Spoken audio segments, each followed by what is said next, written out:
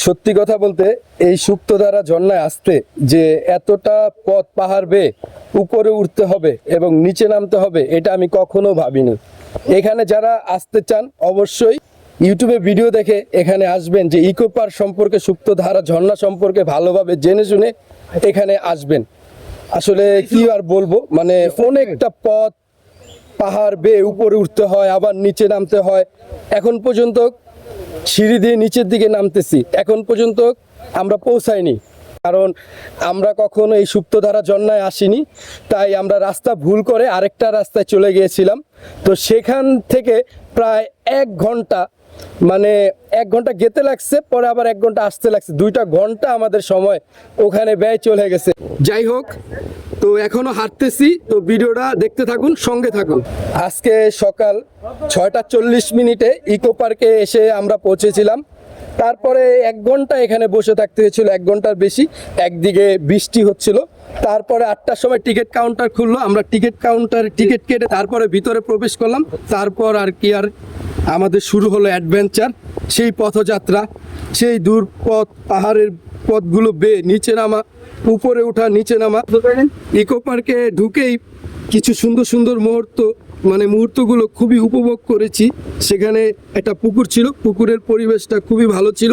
তারপরে আরেকটু পথ যখন এগিয়ে গেলাম তখন দেখলাম সেখানে একটা ফুলের নার্সারি, সেই জায়গাটা খুব ভালো লাগলো। আর মাঝে মাঝে দেখলাম পাহাড়ের মতো গাছ, এত উঁচু উঁচু গাছ, সেখানে মেঘের যে একটা আভা, একটা অন্যরকম অভিজ্ঞতা।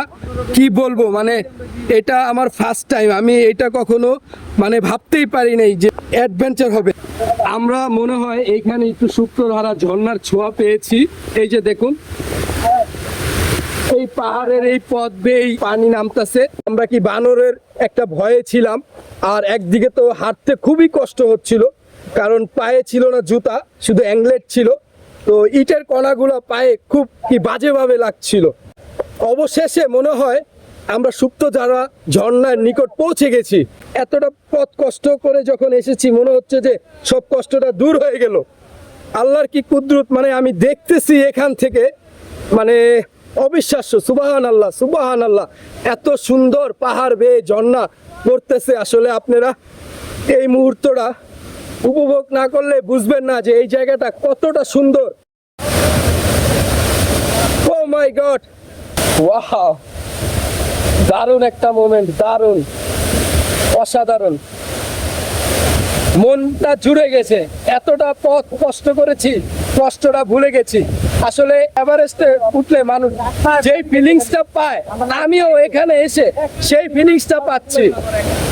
আমার চোখ জুড়ে গেছে, এতটা ভালো লাগছে।